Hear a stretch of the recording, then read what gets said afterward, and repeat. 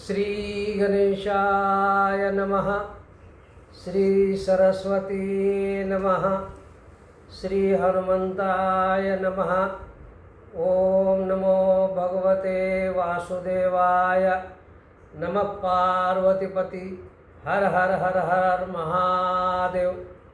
आपण श्रीमद भगवद्गीतेचा अध्ययन करीत आहोत, अभ्यास करीत आहोत। काही श्रोत्याचं मत आलं की तम दुःख संयोग वियोग योग सज्ञितम, म्हणजे दुःख संयोग वियोगाला योग म्हणतात असं श्रीकृष्ण महाराज सांगत होते। तिच्यावरती थोडं विस्ताराने सांगावं, कारण दुःख संयोग वियोग म्हणजे दुःखाचा विनाश, दुःखाचा नाश हे आपल्याला आपल्या संसारामध्ये दुःख जोडलेलं आहे। त्याचा नाश कसा व्हावा हे प्रत्येकाचा प्रश्न आहे। तर या श्लोकावरती थोडं जास्त विचारमंथन करावं असं काही श्रोत्याचं मत पडलं, म्हणून थोडा आपण विस्तार बघू।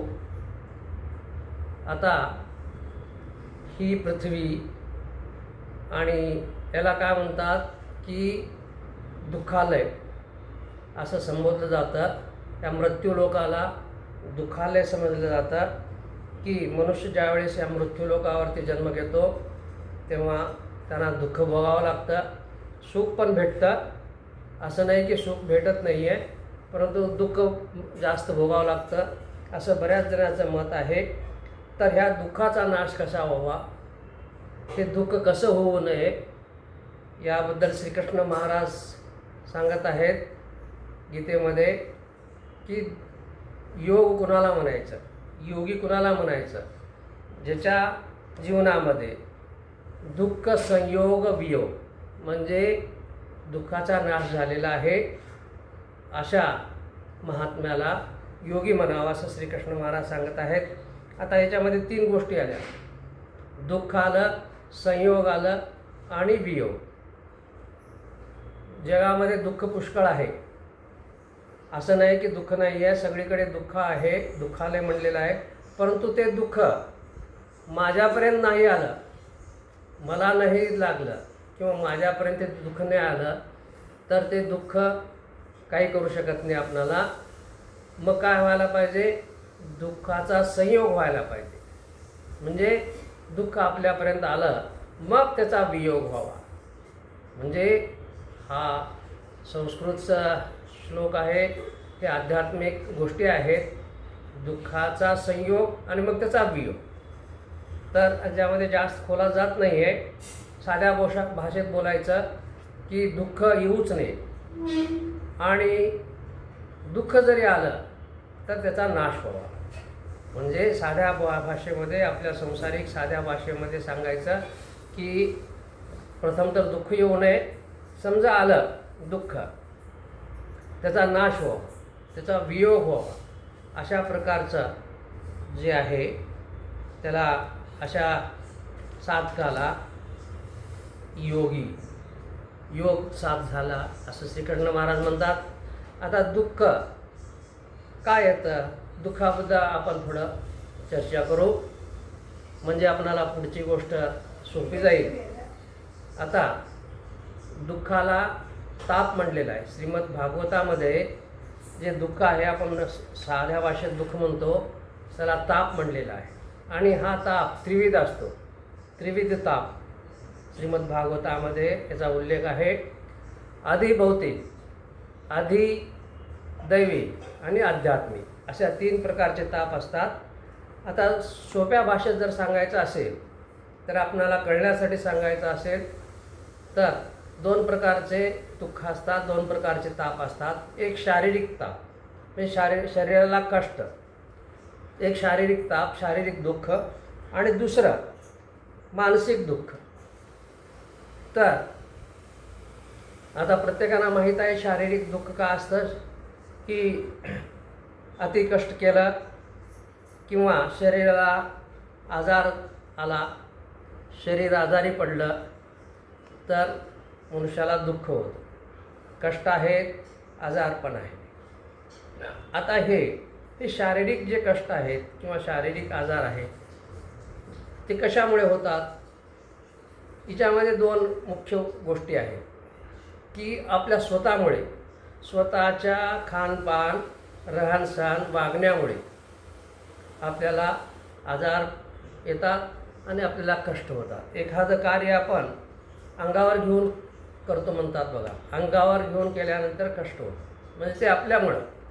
तर हे दुःख जे आहे आपल्यामुळं शरीराला उत्पन्न होतं. आणखीन एक फार महत्त्वाची गोष्ट आहे की आधीचे कर्म जागृत होतात असं आपलं शास्त्र सांगतं आणि त्यानुसार मनुष्याला दुःख भोगावं लागतं. जन्मताच काही बालक असे जन्मलेले असतात की ते विकलांग असतात, कोणी आंधळं असतं, कोणी लंगडं असतं, कुणाला बोलताच येत नाही. अशा प्रकारचे जे दुःख आहेत ते आधीच्या कर्मानुसार असं आपलं शास्त्र सांगतं. आणि आताचे दुःख हे शारीरिक जे दुःख येतात, आताचे आपण जे कर्म करतो, आता आपण जशा प्रकारे वागतो, जसे राहतो, जसं खानपान करतो, त्याच्यामुळं मनुष्य आजारी पडतो आणि शरीराला दुःख होतात.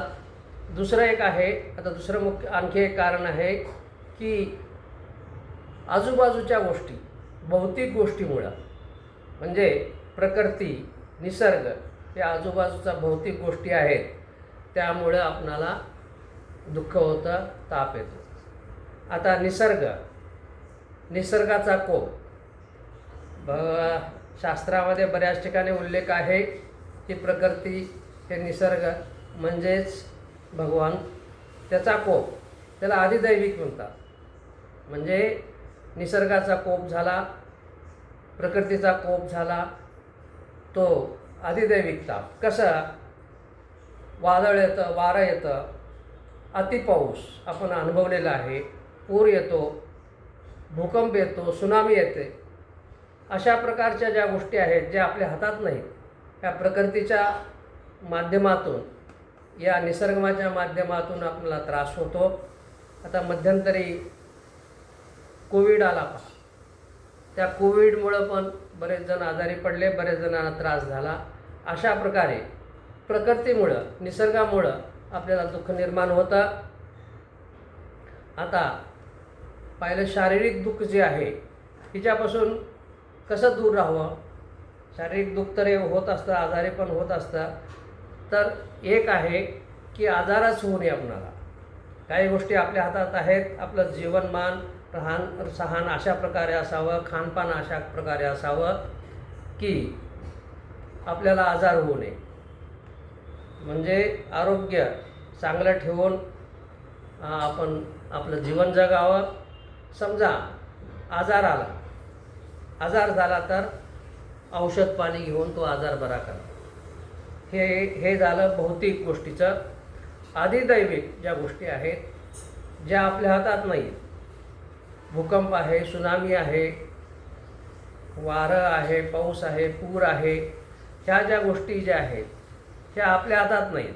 मग तिथं फक्त काळजी घेणे महत्त्वाची आहे, दुसरं काही नाही. आणि समजा काही गोष्टी झाल्या तर त्या सहन कराव्यात.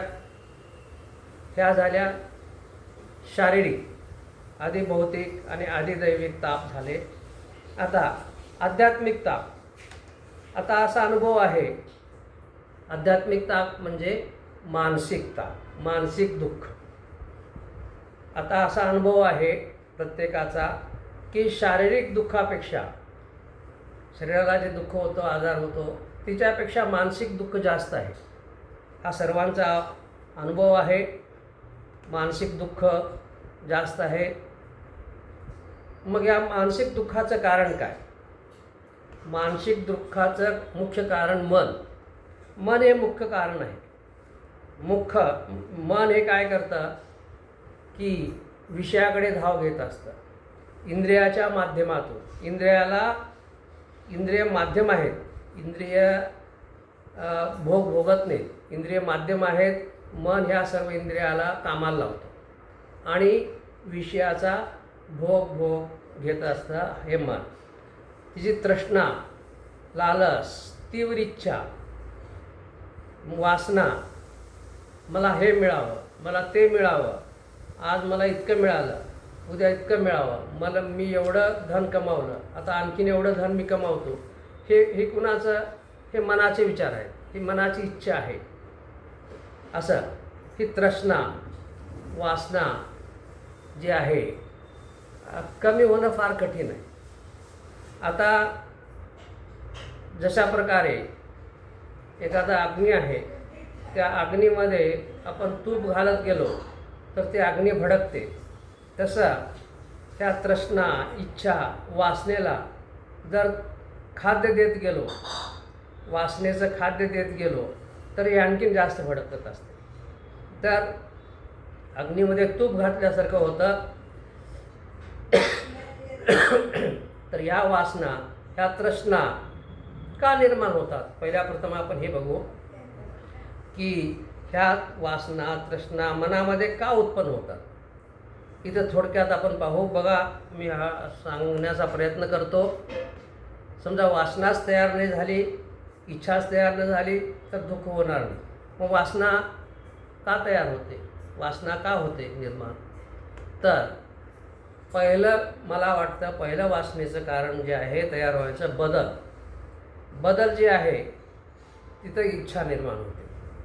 समजा बदलच होत नाही, एकच एक गोष्ट राहते तर इच्छा पण निर्माण होत नाही आणि वासना पण निर्माण होते. दुसरं एक आहे, कोणतीही गोष्ट मुबलक मिळू लागली, सहज मिळू लागली की वासना आणि इच्छा वाढते.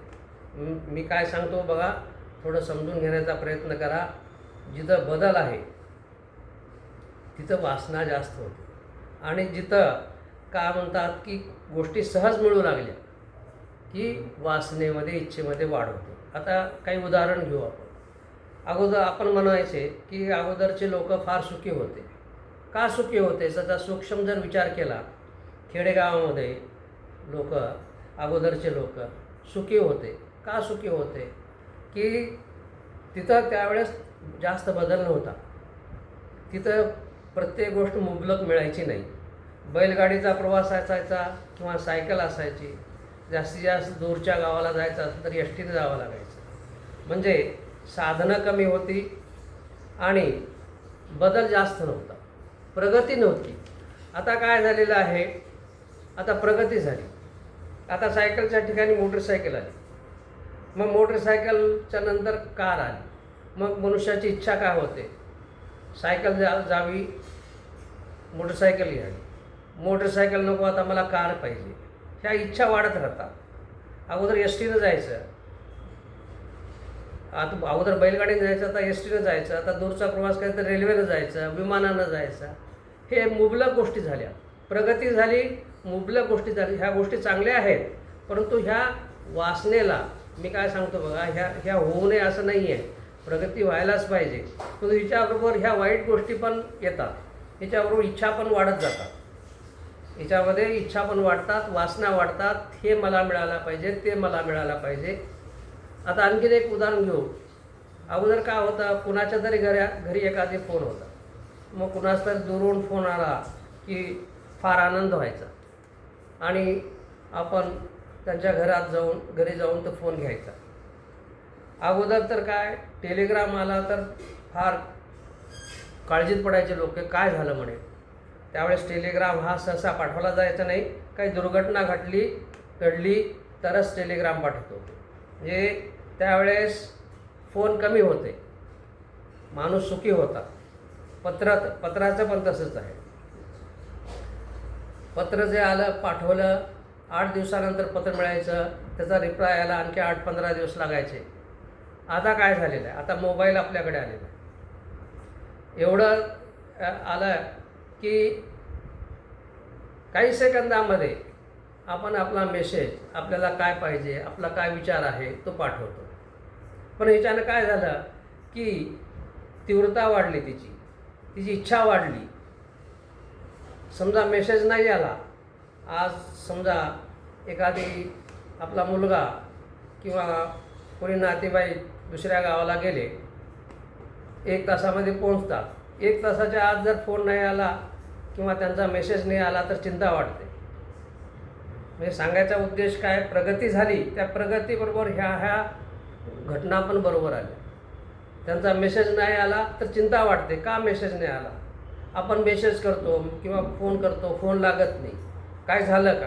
म्हणजे याचा अर्थ असा की ह्या ज्या प्रगती झाल्या त्या प्रगतीबरोबर हे दुःख पण आलं, हे वाढलं, हे सहज मिळू लागलं. मी काय सांगितलं, 2 गोष्टीमुळं जास्त इच्छा आणि वासना वाढतात, तृष्णा वाढते. एक बदल होत गेला आणि दुसरं सहज मिळत गेलं. तर यामुळे काय झालं की कोणतीही गोष्ट जी आहे ती सहज मिळू लागली आणि बदल होत गेले, मग अपेक्षा पण वाढली. फोन का नाही आला म्हणून चिंता. आता अगोदर कसं होतं, कुणाचा तरी वाढदिवस असला तर काय करायचं, आपण प्रत्यक्ष जाऊन त्यांना भेटून त्यांना शुभेच्छा द्यायची, तिच्यामध्ये आनंद होता. आता काय होतं आहे, व्हॉट्सॲपवरती कुणाच तरी मेसेज येतो की याचा वाढदिवस आहे. मग काय करतो आपण की कुठले तरी एक मेसेज असतो, तो वाढदिवसाला हार्दिक शुभेच्छा दिलेला एक मेसेज असतो, तो फॉरवर्ड करतो नुसतो. आपण लिहूनसुद्धा पाठवत नाही की बाबा तुझा वाढदिवस आहे, माझ्याकडून तुझ्या शुभेच्छा, असं लिहून पण कोणी देत नाही. काय करतो, कुठला तरी एक मेसेज असतो, तो काय करायचा, नुसता फॉरवर्ड करायचा. म्हणजे काय झालं, यांत्रिकी जीवन झालं. म्हणजे हिच्यामध्ये यांत्रिक मनुष्य यंत्राप्रमाणे वागू लागला, अति झालं. आता माझा एक अनुभव सांगतो गुजरातमधला. सुरतमध्ये आम्ही साड्या घ्यायला जायचं. तिथे सुरत म्हणजे पुष्कळ दुकानं होते साड्याची आणि एका दुकानामध्ये पुष्कळ प्रकारच्या साड्या. मग साडी घ्यायला गेल्यानंतर तिथले गुजराती लोक पण फार चांगले. एक साडी घ्यायचं असलं तर 100 साड्या तुमच्याकडे द्यायची, 100 साड्या बघा म्हणायची. आता 100 साड्यामध्ये एका दुकानामध्ये पाहिल्यानंतर मग हे घेऊ का ते घेऊ, ते घेऊ का हे घेऊ, हा निर्णय व्हायचा नाही. मग एक दुकान सोडलं, दुसरं दुकान. ते दुकानदार पण काय म्हणायचं, पचे आ जाओ. म्हणजे ते कंटाळायचे पण नाही की 100 साड्या तुम्ही बघितल्या आणि एक पण घेतलं नाही. हे विशेष गुण इथे नमूद करतो की गुजराती लोकांचा धंदा करण्याचा कसा आहे. 100 साड्या पाहिल्या, एक पण साडी घेतली नाही, ते वाईट मानायचं नाही, पचे आ जाओ असं म्हणायचे. म्हणजे सांगायचा इथं उद्देश की जेव्हा अति होतं त्यावेळेस हे घेऊ का ते घेऊ, हे करू का ते करू, म्हणजे मन अस्वस्थ झालं, मन अस्थिर झालं. हे दुःखाचं कारण आहे. तसं आता पहा, समजा आदिवासी लोकांकडे गेला, जंगलात गेला, आदिवासी लोकांकडे गेला. आदिवासी लोकांना जास्त काही माहिती नाही, जास्त हे आपले जे प्रगती झाली तेवढी माहीत नाही, म्हणून ते बऱ्याचपैकी सुखी आहेत. आता एक साधं उदाहरण घेऊ की त्यांना सांगितलं तुम्ही गुलाबजामुन खा. त्याने आयुष्यामध्ये कधी गुलाबजामुन खाल्ला नाही, आयुष्यामध्ये गुलाबजामुन पाहिला नाही. मग त्याला इच्छाच होत नाही, मिळतच नाही आणि कधी पाहिलंच नाही, मग गुलाबजामुन खायची इच्छाच नाही. हे सांगायचा उद्देश हा झाला की ज्या गोष्टी मिळतात, सहज मिळतात, तिथे इच्छा वाढते. त्या आदिवासी लोकांना मिठाई जास्त माहिती नाही, जास्त गुलाबजामुन माहीत नाही, मग इच्छाच होत नाही. अशा प्रकारे की आता ह्याच्याबद्दल आणखीन एक सांगतो. आता आपण सध्याच्या लग्न समारंभामध्ये आपण पाहतो, हे लग्नाला गेल्यानंतर जेवणामध्ये 100-200 आयटम असतात. मग हे खाऊ का ते खाऊ, हे खाऊ का ते खाऊ. मग एक जण काय म्हणते, 2 मैत्रिणी जर भेटल्या, तू हे खाल्लीस का गं. ती म्हणते कुठं होतं ते, पण तिकडे होतं, मी खाल्लीच नाही. अरे अरे, म्हणजे काय, मन चंचल. जिथं जास्त आहे, मुबलक आहे, तर तिथे मन अस्वस्थ राहतं. सांगायचा उद्देश हे नेहमी काय सांगत आहे, समजावून सांगत आहे, प्रगती आणि तुमचं मुबलकता ही इच्छा वाढवतात आणि मन असंतोष करण्याला कारणीभूत होतात. अशा प्रकारे दुःखाला कारण आहेत. आता आणखीन काही उदाहरण घेऊ आपण, आणखीन काही पाहू, कारण हा प्रश्न फार महत्त्वाचा आहे, विचारलेला आहे की पहिला तर दुःख होऊ नये, मनुष्याला दुःख झालं तर त्याचा नाश कसा व्हावा, त्याचा बंदोबस्त कसा करावा, म्हणजे दुःख संयोग वियोग होईल, आपण योगासारखं राहू, सांसारिक जीवन सुधारित राहील, चांगलं राहील. याबद्दल आपण आणखीन थोडं जास्त पुढच्या सत्रामध्ये चर्चा करू. हे सत्र इथेच थांबवतो. ओम नमः शिवाय. नमः पार्वतीपती. हर हर हर महादेव. ओम शांती शांती शांती.